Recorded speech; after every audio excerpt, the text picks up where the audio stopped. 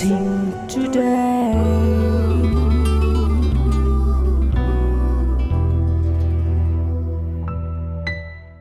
Welcome to blessing today. ഈ ആഴ്ചയിലെ blessing today പ്രോഗ്രാമുകളിലേക്ക് എല്ലാവരെയും സ്വാഗതം ചെയ്യുന്നു. ഞാൻ ഇങ്ങനെ ദൈവത്തോട് പ്രാർത്ഥിക്കുന്നു, ഓരോ എപ്പിസോഡും നിങ്ങളുടെ ജീവിതത്തിലൊരു വലിയ അനുഗ്രഹമായി മാറട്ടെ. ഒരു ദിവസം പോലും ഈ ആഴ്ചയിൽ ബ്ലെസ്സിങ് ടുഡേ കാണാൻ മറക്കരുത് എന്ന് മാത്രമല്ല, ബ്ലെസ്സിങ് ടുഡേയെക്കുറിച്ച് ഇതുവരെ കേട്ടിട്ടില്ലാത്ത ഒരാളോടെങ്കിലും തീർച്ചയായും ഓരോ ദിവസവും ഇതിനെക്കുറിച്ച് പറയുക. നമുക്കെല്ലാവർക്കും ചേർന്ന് ഇപ്പോൾ ഒരുമിച്ച് ഇന്നത്തെ ഈ എപ്പിസോഡിൻ്റെ പിന്നിൽ പ്രവർത്തിച്ച അതിൻ്റെ സാമ്പത്തിക സഹകാരിക്ക് വേണ്ടി ഇപ്പോൾ പ്രാർത്ഥിക്കാം. ഇന്നത്തെ ഈ എപ്പിസോഡിൻ്റെ പിന്നിൽ പ്രവർത്തിച്ചിരിക്കുന്നത് ദമാമിൽ നിന്നും ലിറ്റിൽ ജെയിൻ ആണ്. നമുക്ക് ഒരുമിച്ച് ചേർന്ന് പ്രാർത്ഥിക്കാം.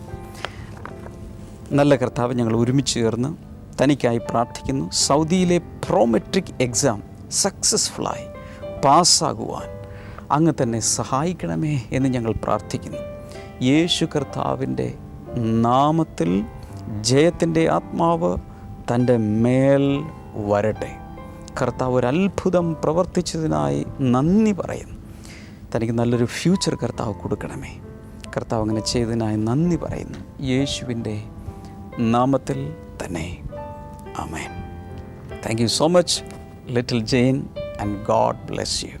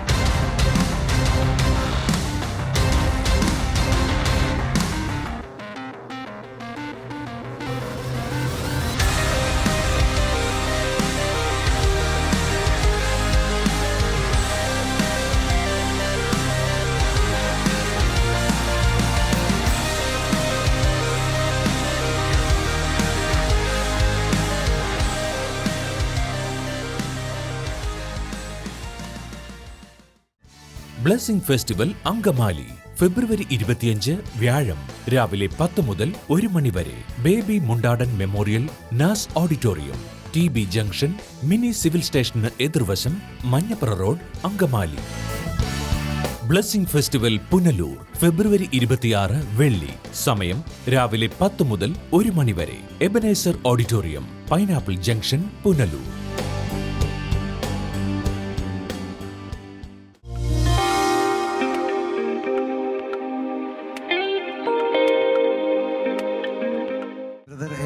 ഈ സഹോദരിയുടെ പേര് ആലിസ് രാജു എന്നാണ്. 3 വർഷമായി തൻ്റെ ശരീരം മുഴുവനും ശക്തമായ ചൊറിച്ചിലായിരുന്നു. അലർജിയാണോ ഉണ്ടായിരുന്നത്? അലർജിയായിരുന്നു. എന്ത് അലർജിയായിരുന്നു? എപ്പോഴും ഉണ്ടായിരുന്നു. ഡോക്ടേഴ്സിനെ കാണിച്ചു, പല ഹോസ്പിറ്റലിൽ മാറി കാണിച്ചു. അവർ ബ്ലഡ് വരെ ടെസ്റ്റ് ചെയ്ത് നോക്കി. പക്ഷേ ബ്ലഡിലൊന്നും ഒരു കുഴപ്പമില്ല. ഡോക്ടർ പറഞ്ഞു ഇത് സ്കിന്നിൻ്റെ അലർജിയാണ്, അല്ലാതെ വേറൊരു കുഴപ്പവുമില്ല. പക്ഷേ ഈ സഹോദരി പറയുന്നത് ഇങ്ങനെയാണ്, ഓരോ ദിവസം കഴിയുന്നതിന് ചൊറിച്ചിൽ കൂടി വന്ന ഇത് എപ്പോഴും ഭക്ഷണം കഴിക്കുമ്പോഴൊന്നുമല്ല, ജീവിതത്തിൽ 24 മണിക്കൂർ ഒരു ദിവസമുണ്ടോ 24 മണിക്കൂറും എപ്പോഴും ശരീരം ചൊറിഞ്ഞുകൊണ്ടേയിരിക്കും. ചൊറിഞ്ഞ് പല ഭാഗങ്ങളും പൊട്ടിയിട്ടുണ്ട്. ചൊറിച്ചിലിൻ്റെ ശക്തി കൂടി അവസാനം ആ ശരീരഭാഗം പൊട്ടിയിട്ടുണ്ട്. ഇങ്ങനെ 3 വർഷമായിട്ട് പല മരുന്നുകളും കഴിച്ചു, ഓയിൻമെൻറ്റുകൾ പുരട്ടി എല്ലാം ചെയ്തിട്ട് ഈ ചൊറിച്ചിൽ മാറിയില്ല. താൻ ബ്ലെസ്സിങ് ടുഡേ TV പ്രോഗ്രാം ഒരു ദിവസം കണ്ടുകൊണ്ടിരുന്നപ്പോൾ അന്ന് ബ്രദർ പ്രത്യേകിച്ച് ആലീസ് എന്ന് പറയുന്ന പേരുള്ള ചില സഹോദരി ഇപ്പോൾ സ്കിന്നിൻ്റെ പ്രോബ്ലം ആയിരിക്കുന്നു, ഇപ്പോൾ സൗഖ്യമാകുന്നു എന്ന് പറഞ്ഞ് അന്ന് ബ്രദർ പ്രത്യേകിച്ച് TV പ്രോഗ്രാമിലൂടെ പ്രാർത്ഥിച്ചു. ഈ സഹോദരി പറയേ, അന്ന് താൻ കണ്ടുകൊണ്ടിരുന്നപ്പോൾ പെട്ടെന്ന് തനിക്കതൊരു അത്ഭുതമായി തോന്നി. തൻ്റെ കാര്യമാണല്ലോ ഈ പറഞ്ഞുകൊണ്ടിരിക്കുന്നത്. ഈ സഹോദരി വേഗം തന്നെ അത് ഏറ്റെടുത്തു, ബ്രദറിനോട് കൂടെ ചേർന്ന് വിശ്വസിച്ച് പ്രാർത്ഥിച്ചു. ഈ സഹോദരി പറയേ, അന്നു മുതൽ ആ ചൊറിച്ചിൽ നിന്നു. ഇന്ന് മാസങ്ങളേറെ പിന്നിട്ടു. 3 വർഷമായിരുന്ന സ്കിന്നിൻ്റെ ആ ഒരു പ്രോബ്ലം, ആ ഒരു ചൊറിച്ചിൽ പൂർണ്ണമായി മാറി. ഇപ്പോൾ ചൊറിച്ചിലില്ലാതെ താൻ ഇന്ന് ഇവിടെ വന്നിരിക്കുന്നത്. ആ സൗഖ്യം ലഭിച്ച ശേഷമുള്ള വ്യത്യാസം എന്താണ്? ഇപ്പോൾ നേരത്തെ എന്താണ്? എന്തെങ്കിലും ഭക്ഷണം കഴിക്കുമ്പോഴാണോ അല്ലെങ്കിൽ പൊടി ഏൽക്കുമ്പോഴാണോ? എന്ത് കാരണത്താലാണ് അലർജി എന്ന് ഓർമ്മയുണ്ടോ? കാരണമൊന്നുമില്ല, വെറുതെ അങ്ങ് ചൊറിച്ചിൽ മാത്രമാണ്. എപ്പോഴും ഉണ്ടായിരുന്നു, രാത്രിയും പകലും എല്ലാം ഉണ്ടായിരുന്നു. പക്ഷേ ഈ സൗഖ്യം ലഭിച്ചത് ഈ ആലീസ് എന്നുള്ള പേര് ബ്ലെസ്സിങ് ടുഡേ പ്രോഗ്രാമിൽ വിളിച്ചു പറഞ്ഞു. ആ സമയത്ത് പ്രത്യേകിച്ച് എന്തെങ്കിലും അനുഭവിക്കുകയാണോ ചെയ്ത്, ചുമ്മാ മാറിപ്പോവുകയാണോ ചെയ്തത്? അല്ല, എനിക്ക് എന്തോ അന്നേരം എന്നെ തന്നെ ആണെന്നുള്ള ഒരു ബോധ്യമുണ്ടായി. അപ്പൊ അതിൽ പിന്നെ ഇതുവരെ ഞാൻ ഗുളിക ഉപേക്ഷിച്ചിരുന്നിട്ടും എനിക്കൊന്നും വന്നിട്ടില്ല. ഇതുവരെ ആ ചൊറിച്ചിൽ പിന്നെ വന്നിട്ടില്ല. ആ ദിവസം തന്നെയാണോ സൗഖ്യം കിട്ടിയത്? അന്ന് മുതൽ, ആ സമയം മുതൽ. ശ്രദ്ധിച്ചായിരുന്നോ? അന്ന് മുതൽ യേശു ആലീസ് എന്നുള്ള പേര് പറഞ്ഞ ആ ദിവസം മുതൽ അങ്ങനെ ഒരു രോഗം ഉണ്ടായിട്ടുമില്ല. ഹല്ലേലൂയ. എത്ര പേർക്ക് ഈ സഹോദരിയോട് ചേർന്ന് വിശ്വസിക്കാൻ കഴിയും? ആലീസിനെ സൗഖ്യമാക്കാമെങ്കിൽ ആരെയും സൗഖ്യമാക്കാൻ യേശുവിന് ശക്തിയുണ്ട്. ഞാൻ ഈ സഹോദരി ആദ്യമായിട്ടാണ് കാണുന്നത്, ഞാൻ കണ്ടിട്ടില്ല. പക്ഷെ 2 കൈ ഉയർത്തി നമുക്ക് ഈ സമയത്തൊന്ന് വിശ്വസിച്ച് പ്രാർത്ഥിക്കാം. കർത്താവേ, ഞങ്ങളെല്ലാവരും കരങ്ങളെ ഉയർത്തി ഇപ്പോൾ ഈ ബ്ലെസ്സിങ് ടുഡേ കണ്ടുകൊണ്ടിരിക്കുന്നവരോട് കൂടെ ചേർന്ന് ഞങ്ങളിപ്പോൾ പ്രാർത്ഥിക്കുന്നു. സകല രോഗങ്ങളും യേശുവിൻ്റെ നാമത്തിൽ ഇപ്പോൾ തന്നെ സൗഖ്യമാകാൻ തുടങ്ങട്ടെ. യേശുവിൻ്റെ നാമത്തിൽ സൗഖ്യമാകട്ടെ. അലർജിയല്ല, മറ്റു രോഗമാണെങ്കിൽ കൂടെ യേശു ഇപ്പോൾ സൗഖ്യമാക്കുന്നതിനാൽ നന്ദി പറയും. യേശുവിൻ്റെ നാമത്തിൽ തന്നെ. ആമേൻ, ആമേൻ. God bless U.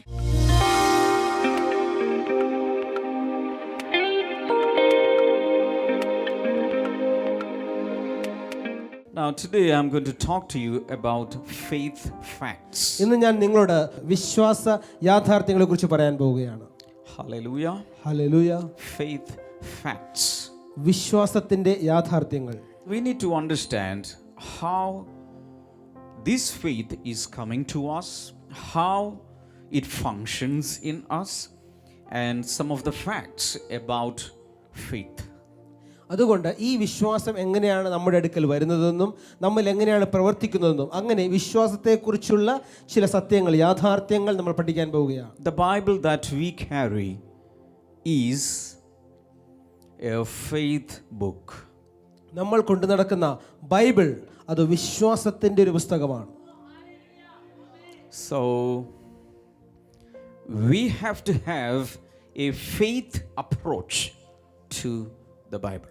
അതുകൊണ്ട് ബൈബിളിനെ സമീപിക്കുമ്പോൾ നമുക്ക് ഒരു വിശ്വാസത്തിൻ്റെ സമീപനം ഉണ്ടായിരിക്കണം. Many people in this world, even thinkers and philosophers, are also reading the Bible.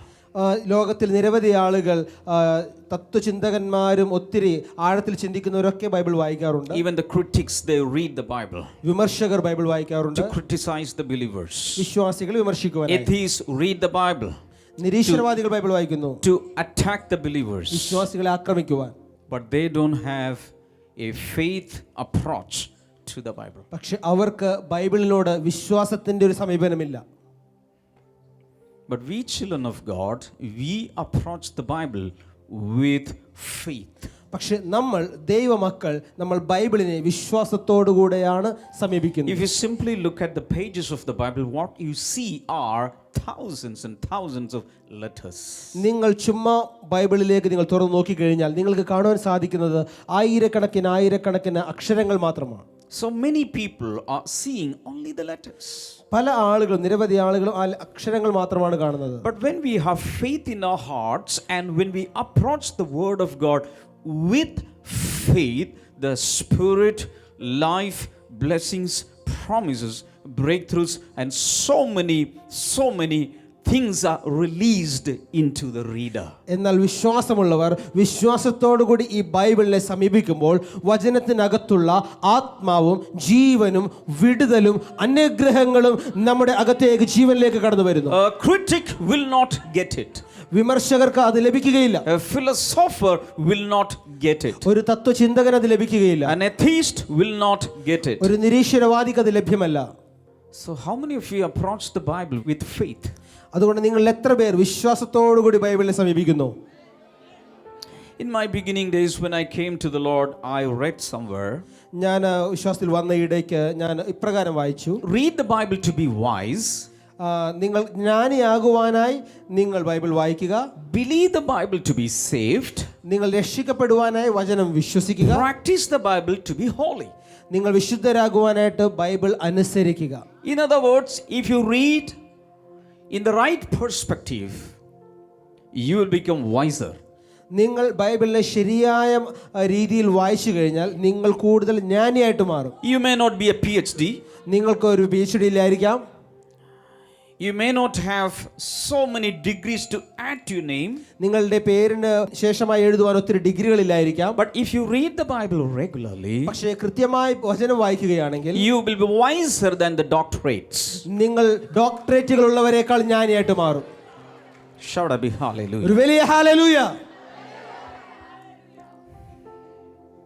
Even the illiterate in this world, if they believe the Bible, they will be wiser than the literate people. അക്ഷരജ്ഞാനമില്ലാത്തവർ പോലും ബൈബിളിലേക്ക് അടുക്കുകയാണെങ്കിൽ അവർ വളരെ ജ്ഞാനികളായിട്ട് മാറുവാനിടയായി തീരും. Hallelujah. Hallelujah. So we can draw knowledge, we can draw life, we can draw salvation, we can draw healing, we can draw anything in that is needed in our life from the Bible. നമ്മുടെ ജീവിതത്തിൽ ആവശ്യമായ ജ്ഞാനമായിരിക്കാം, വിടുതലായിരിക്കാം, അറിവായിരിക്കാം, എന്താണോ നിനക്ക് വേണ്ടത് അത് വചനത്തിൽ നിന്ന് നിനക്ക് വലിച്ചെടുക്കുവാൻ കഴിയും.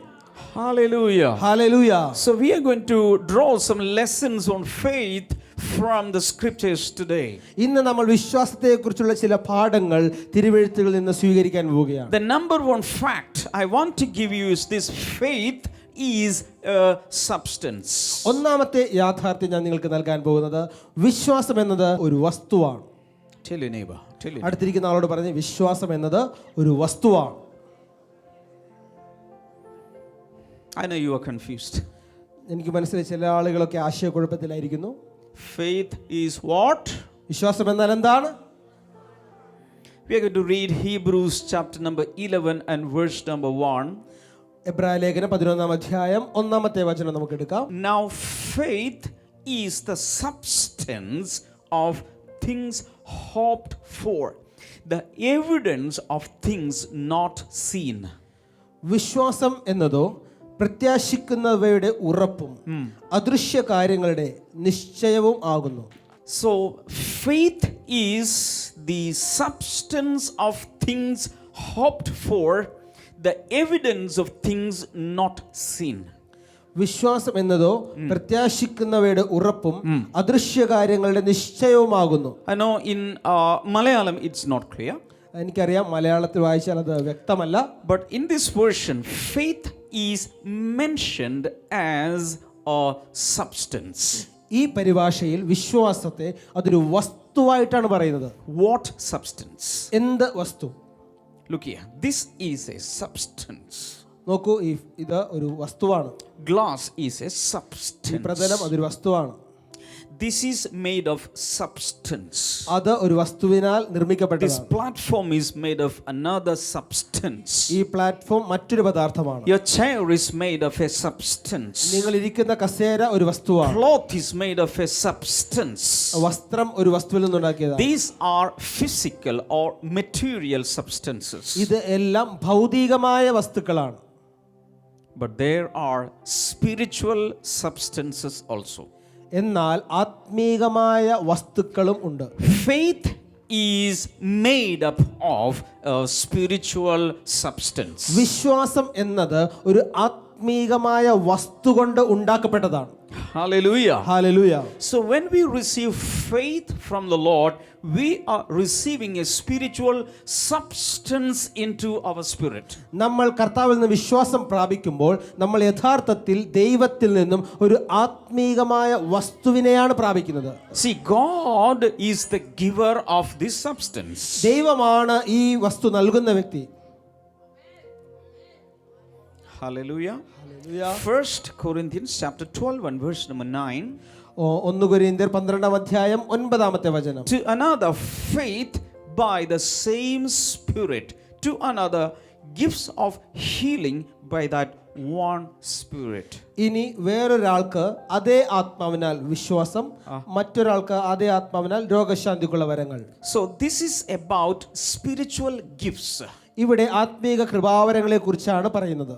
Paul says faith is given as a gift from the Holy Spirit. ഇവിടെ പരിശുദ്ധാത്മാവിൽ നിന്ന് ലഭിക്കുന്ന ഒരു ആത്മീക സമ്മാനമായി വരമായിട്ടാണ് പൗലോസ് വിശ്വാസത്തെക്കുറിച്ച് പറയുന്നത്. It is a spiritual thing. ഇത് ഒരു ആത്മീക കാര്യമാണ്. This spiritual thing is coming from God and enters into our spirit. ഇത് ദൈവത്തിൽ നിന്ന് വരികയും നമ്മുടെ ആത്മാവിലേക്ക് കടക്കുകയും ചെയ്യുന്ന കാര്യമാണ്. So this is deposited into human spirits. ഇത് മനുഷ്യന്റെ ആത്മാവിലേക്കാണ് ദൈവം നിക്ഷേപിക്കുന്നത്. So when I say I have faith in God, ഞാൻ ദൈവത്തിൽ വിശ്വാസമുണ്ട് എന്ന് ഞാൻ when I say I have faith in the Bible, ഞാൻ ബൈബിളിൽ വിശ്വസിക്കുന്നു എന്ന് പറയുമ്പോൾ in your spirit there is a substance. അതിന്റെ അർത്ഥം നിങ്ങളുടെ ആത്മാവിനകത്ത് ഒരു വസ്തു ഉണ്ടെന്നാണ് അർത്ഥം. There is a concrete spiritual substance in your spirit. ഒരു ഖരവസ്തു പോലെയുള്ള ഒരു സമാനമായ ഒരു വസ്തു നിങ്ങളുടെ ആത്മാവിനകത്തുണ്ടെന്നാണ് അതിനർത്ഥം. God can see it. ദൈവത്തിന് അത് കാണാൻ കഴിയും. The devil can see it. പിശാചിനും അത് കാണാൻ കഴിയും. You may not be seeing it, but the spiritual beings can clearly see that substance in you. നിനക്കത് കാണുവാൻ കഴിയില്ലായിരിക്കാം, പക്ഷെ ആത്മീക ജീവികൾക്ക് നിന്റെ അകത്തുള്ള വിശ്വാസം എന്ന വസ്തുവിനെ കാണുവാൻ കഴിയും. Hallelujah. Hallelujah. Romans 12 verse number 3. റോമാലേഖനം 12-ാം അധ്യായം 3-ാമത്തെ വചനം. For I say, through the grace given unto me, to every man that is among you, not to think of himself more highly than he ought to think, but to think soberly, according as God hath dealt to every man the measure of faith. എനിക്ക് ലഭിച്ചിരിക്കുന്ന കൃപയാൽ ഞാൻ നിങ്ങളിൽ ഓരോരുത്തരോടും പറയുന്നു, നിങ്ങൾ നിങ്ങളെക്കുറിച്ച് തന്നെ വേണ്ടതിലധികം ഭാവിക്കരുത്. ദൈവം നൽകിയ വിശ്വാസത്തിന്റെ അളവനുസരിച്ച് നിങ്ങളെ തന്നെ സമചിത്തതയോടെ വിലയിരുത്തുവിൻ. Hallelujah. Hallelujah. This verse says faith can be measured. ഈ വചനം പറയുന്നു വിശ്വാസത്തെ അളക്കുവാൻ കഴിയും. Tell your neighbor, faith can be measured. അടുത്തിരിക്കുന്ന ആളോടൊന്ന് പറഞ്ഞേ, വിശ്വാസത്തെ അളക്കുവാൻ കഴിയും. Tell another person, your faith can be measured. വേറൊരാളോട് പറയുക, നിങ്ങളുടെ വിശ്വാസത്തെ അളക്കുവാൻ കഴിയും. Faith is measurable. വിശ്വാസം അളക്കുവാൻ കഴിയുന്നതാണ്, തൂക്കുവാൻ കഴിയുന്നതാണ്. Once again. വിശ്വാസം അളക്കുവാൻ കഴിയുന്നതാണ്, തൂക്കുവാൻ കഴിയുന്നതാണ്. Hallelujah. Hallelujah. So God measured out a certain measure of faith and gave to one person. ദൈവം ഒരു അളവിലുള്ള വിശ്വാസം എടുത്തിട്ട് ഒരു വ്യക്തിയുടെ അകത്തേക്ക് അതിനെ പകരുന്നു. Another measure he took and put in another person. മറ്റൊരു അളവിൽ അത് എടുത്തിട്ട് മറ്റൊരു വ്യക്തിയിലേക്ക് അത് പകരുന്നു. Another measure and he put in another person. മറ്റൊരു അളവിൽ വിശ്വാസം എടുത്ത് വേറൊരു വ്യക്തിക്ക് നൽകുന്നു. To another person God gave another measure. വേറൊരു വ്യക്തിക്ക് വേറൊരു അളവിൽ കർത്താവ് നൽകുന്നു. Hallelujah. Hallelujah. So faith is measurable. വിശ്വാസത്തെ അളക്കുവാൻ കഴിയും. Everybody lift your right hand. നിങ്ങളുടെ വലതുകരം ഉയർത്തി. Everybody say faith is a substance. എല്ലാവരും പറയുക വിശ്വാസം ഒരു വസ്തുവാണ്. Then secondly say faith is measurable. വീണ്ടും പറയുക വിശ്വാസത്തെ അളക്കുവാൻ കഴിയും. God can measure it. ദൈവത്തിൽ അളക്കുവാൻ കഴിയും. Maybe the devil can measure it. ഒരുപക്ഷെ സാത്താൻ അളക്കുവാൻ കഴിയും. The Holy Spirit can measure it. പരിശുദ്ധാത്മാവിനെ അളക്കുവാൻ കഴിയും. We may not be able to measure it, but mainly God can measure our faith. നമുക്ക് ഒരുപക്ഷെ അത് അളക്കുവാൻ കഴിയില്ലായിരിക്കാം, പക്ഷെ പ്രധാനമായും ദൈവമാണ് നമ്മുടെ വിശ്വാസത്തെ അളക്കുന്നവൻ. Now, when we study the Bible, നമ്മൾ വചനം ചിന്തിക്കുമ്പോൾ the Bible talks about different levels of faith. Bible പല തരത്തിലുള്ള വിശ്വാസത്തെക്കുറിച്ച് പറയുന്നു. Number one, ഒന്നാമതായി the Bible is talking about dead faith. ചത്ത വിശ്വാസത്തെക്കുറിച്ച് ബൈബിൾ പറയുന്നു. എന്ത് വിശ്വാസം? ഓക്കെ, ചത്ത മനുഷ്യരെ കുറിച്ച് കേട്ടിട്ടുണ്ട്, ചത്ത ഈച്ചയെ കുറിച്ച് പറയുന്നുണ്ട്. The Bible is also talking about dead faith. Bible ചത്ത വിശ്വാസത്തെക്കുറിച്ചും പറയുന്നുണ്ട്. Hallelujah. James chapter 2 verse number 26. യാക്കോബിന്റെ ലേഖനം 2-ാം അധ്യായം അതിന്റെ 26-ാമത്തെ. For as the body without the spirit is dead, so faith without works is dead. അങ്ങനെ ആത്മാവില്ലാത്ത ശരീരം നിർജീവമായിരിക്കുന്നത് പോലെ പ്രവൃത്തിയില്ലാത്ത വിശ്വാസവും നിർജീവമാകുന്നു. This is also called faith. ഇതിനെ വിശ്വാസം തന്നെ വിളിക്കുക. Some people have faith but never do they work upon their faith. ചില ആളുകൾക്ക് വിശ്വാസമുണ്ട്, പക്ഷെ അവർ ആ വിശ്വാസത്തിൽ പ്രവർത്തിക്കുന്നില്ല. They don't take the step. അവര് വിശ്വാസത്തിന്റെ ഒരു ചുവടെടുക്കുന്നില്ല. Such faith is called dead faith. അങ്ങനെയുള്ള വിശ്വാസത്തെയാണ് ചത്ത വിശ്വാസം അല്ലെങ്കിൽ നിർജീവ വിശ്വാസം. Number two, the Bible is also speaking about weak faith. അപ്പോൾ തന്നെ വചനം ദുർബലമായ ക്ഷയിച്ച ബലഹീന വിശ്വാസത്തെ കുറിച്ചും പറയുന്നു. Romans 14 verse number 1. റോമാലേഖനം 14-ന്റെ 1-ാമത്തെ വചനം. Some people in the congregation, in the fellowship, in the churches, they have only a weak faith. നമ്മുടെ കൂട്ടായ്മയിൽ ചില ആളുകൾക്ക് അവർക്ക് വളരെ ബലഹീന വിശ്വാസമാണുള്ളത്. So the Bible says just uphold them, support them. അതുകൊണ്ട് വചനം പറയുന്നത് അങ്ങനെയുള്ളവരെ നിങ്ങൾ താങ്ങുവിൻ, പിന്താങ്ങുവിൻ. Never hurt them, never become a nuisance to them. അവരെ ഒരിക്കലും അലോസരപ്പെടുത്താതെ അവരെ പിന്താങ്ങുക. They have only a weak faith. അവർക്ക് വളരെ ബലഹീന വിശ്വാസമാണ്. Maybe if you offend that person, they will leave the faith. അവരെ മുറിവേൽപ്പിച്ചു കഴിഞ്ഞാൽ അവൻ വിശ്വാസത്തിൽ നിന്ന് തന്നെ വിട്ടുപോകും. So try to build their faith. അതുകൊണ്ട് അവരുടെ ആ വിശ്വാസത്തെ പണിതുയർത്താൻ ശ്രമിക്കുക. Hallelujah. Hallelujah. Number 3, Bible is talking about little faith. മൂന്നാമതായി വചനം അല്പവിശ്വാസത്തെ കുറിച്ച് പറയുന്നു. Matthew chapter 6 verse number 30. Mathai സുവിശേഷം 6:30. Matthew chapter 8 23 onwards up to 26. Mathai സുവിശേഷം 8:23 മുതൽ 26 വരെ.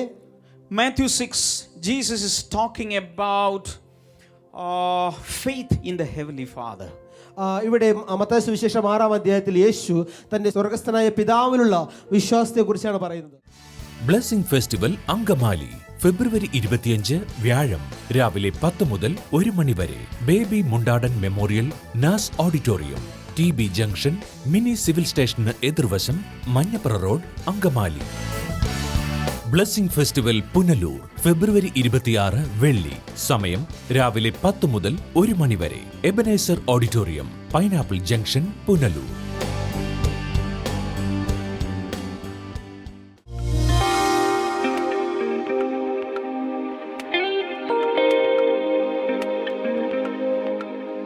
നമുക്ക് ഈ സമയത്ത് ഒരുമിച്ച് ചേർന്ന് ഈ പ്രാർത്ഥനാ സമയത്ത് എല്ലാവർക്കും ചേർന്ന് പ്രാർത്ഥിക്കാം. കഴിയുമെങ്കിൽ കൈകൾ ഇതുപോലെ പിടിച്ചുകൊണ്ട് ദൈവസ്ഥലം നമുക്ക് ഒരുമിച്ച് പ്രാർത്ഥിക്കാം. നല്ല കർത്താവേ, ഞങ്ങളെല്ലാവരും ഒരുമിച്ച് ചേർന്ന് പ്രാർത്ഥിക്കുന്നു. വേദനിക്കുന്നവർക്കായി, ദുഃഖത്തിലിരിക്കുന്നവർക്കായി ഒക്കെ ഈ സമയത്ത് പ്രാർത്ഥിക്കുന്നു. യേശു കർത്താവിൻ്റെ നാമത്തിൽ കർത്താവെ, ഓരോ വ്യക്തികളിലും അങ്ങ് പ്രവർത്തിക്കണമേ. രോഗികളെ ഈ സമയത്ത് തന്നെ അങ്ങ് സൗഖ്യമാക്കണമേ എന്ന് ഞാൻ പ്രാർത്ഥിക്കുന്നു. യേശു കർത്താവിൻ്റെ നാമത്തിൽ കാർഡിയാക് പ്രോബ്ലം, ഹാർട്ടിൻ്റെ ഡിസീസുകൾ കർത്താവായ യേശുവിൻ്റെ നാമത്തിൽ ഈ സമയത്ത് സൗഖ്യമാകാൻ തുടങ്ങട്ടെ. ഹാർട്ടിൻ്റെ വാൽവുകൾക്ക് ബ്ലോക്കുകളുള്ള ചില വ്യക്തികളെ കർത്താവ് ഈ സമയത്ത് സൗഖ്യമാക്കുന്നു യേശുവിൻ്റെ നാമത്തിൽ. അതുപോലെ രക്തക്കുഴലുകളിൽ മറ്റ് ചില ഭാഗങ്ങളിൽ ബ്ലോക്കുകളുള്ളവർ കർത്താവായ യേശുവിൻ്റെ നാമത്തിൽ സൗഖ്യമാകട്ടെ. ചില ട്യൂമറുകൾ യേശുവിൻ്റെ നാമത്തിൽ മാറിപ്പോകട്ടെ. ചില ബാഡ് ഹാബിറ്റ്സ് ഈ സമയത്ത് മാറിപ്പോകുന്നു. പുകവലി ശീലമാകാം, മദ്യപാന ശീലമാകാം, ലഹരി മരുന്നിൻ്റെ ശീലമാകാം. കർത്താവ് യേശുവിൻ്റെ നാമത്തിൽ അങ്ങനെയുള്ള വ്യക്തികളിപ്പോൾ സ്വതന്ത്രമാകുകയാണ്. വലത്തെ കൈയുടെ ഷോൾഡറിന് സാരമായ തകരാറുള്ളൊരു വ്യക്തി, അത് ഉയർത്താൻ കഴിയാതെ സ്റ്റിഫായി വേദനിക്കുന്നൊരു വ്യക്തി, യേശുവിൻ്റെ നാമത്തിൽ പൂർണ്ണ സൗഖ്യം ഉണ്ടാകട്ടെ. അതുപോലെ തന്നെ കാൽമുട്ടിനകത്ത് ടയറുള്ള ചില വ്യക്തികൾ, അതിൻ്റെ അകത്ത് കാർട്ടിലിജിനാകാം, ഒക്കെ ടയറുള്ള ചില വ്യക്തികൾ, യേശുവിൻ്റെ നാമത്തിൽ ഇപ്പോൾ അവർ സൗഖ്യമാകട്ടെ. ഹെപ്പറ്റൈറ്റിസ് ബി യേശുവിൻ്റെ നാമത്തിൽ ഇപ്പോൾ തന്നെ സൗഖ്യമാകാൻ തുടങ്ങട്ടെ. മൈഗ്രെയിൻ സൗഖ്യമാകും. സുഷമ എന്നു പേരുള്ളൊരു സഹോദരി, മൈഗ്രെയിൻ കൊണ്ട് വളരെ പ്രയാസപ്പെടുന്ന സുഷമ, യേശുവിൻ്റെ നാമത്തിൽ ഇപ്പോൾ സൗഖ്യമാകട്ടെ ഇൻ ജീസസ് നെയിം. അതുപോലെ തന്നെ ശരീരത്തിലെ ചില സ്ഥലങ്ങളിൽ ലംബുകളുള്ള, ട്യൂമറുകളുള്ള വ്യക്തികൾ ഇപ്പോൾ സൗഖ്യമാകട്ടെ. ഈ സമയത്ത് നിങ്ങളുടെ പ്രത്യേകമായ കാര്യങ്ങൾ എടുത്തു പറഞ്ഞില്ലെങ്കിൽ പോലും 2 കൈകളും ഈ TV സ്ക്രീനിലേക്ക് നീട്ടിപ്പിടിച്ചുകൊണ്ട് ഒരുമിച്ച് ചേർന്ന് നമുക്ക് പ്രാർത്ഥിക്കാം. യേശുവിൻ്റെ നാമത്തിൽ പൂർണ്ണമായ വിടുതൽ ഉണ്ടാകട്ടെ, സൗഖ്യം ഉണ്ടാകട്ടെ, സാമ്പത്തിക വിടുതൽ ഉണ്ടാകട്ടെ. മക്കളില്ലാത്തവർക്കായി പ്രാർത്ഥിക്കുന്നു. അത്ഭുതകരമായി കുഞ്ഞുങ്ങളെ കൊടുത്ത് അങ്ങ് അനുഗ്രഹിക്കണമേ. കർത്താവേ, നീ അങ്ങനെ അത്ഭുതം ചെയ്തതിനായി നന്ദി പറയുന്നു. യേശുവിൻ്റെ നാമത്തിൽ തന്നെ ആമേൻ. ഇന്നത്തെ പ്രോഗ്രാം കണ്ടതിന് പ്രത്യേകിച്ച് നന്ദി പറയുന്നു. നാളത്തെ പ്രോഗ്രാം കാണാൻ മറക്കരുത്. ഈ ആഴ്ചയിൽ വ്യാഴം, വെള്ളി ദിവസങ്ങളിലാണ് ബ്ലെസ്സിങ് ഫെസ്റ്റിവലുകൾ നടക്കുന്നത്. അത് അങ്കമാലിയിലും പുനലൂരിലുമാണ്. തീർച്ചയായും വന്ന് സംബന്ധിക്കണം. ബ്ലെസ്സിങ് ടുഡേ റിസോഴ്സസിൽ നിന്നുള്ള പുസ്തകങ്ങൾ, CD ഒക്കെ നിങ്ങൾക്ക് കരസ്ഥമാക്കാം. തപാൽ മാർഗം ആവശ്യമുള്ളവർക്ക് സ്ക്രീനിലെ നമ്പറിൽ വിളിച്ച് വിശദാംശങ്ങൾ ഓഫീസ് ടൈമിൽ തേടാം. കർത്താവ് ധാരാളമായി നിങ്ങളെ അനുഗ്രഹിക്കട്ടെ. ഈ ബ്ലെസ്സിങ് ടുഡേ കാണുമ്പോൾ നിങ്ങൾക്കുണ്ടാകുന്ന അനുഭവങ്ങൾ തീർച്ചയായും ഞങ്ങളെ വിളിച്ചു പറയണം. ബ്ലെസ്സിങ് ഫെസ്റ്റിവലുകളിൽ വന്ന് അനുഭവങ്ങൾ ഞങ്ങളുമായി പങ്കുവയ്ക്കണം. God bless you all. See you tomorrow. By.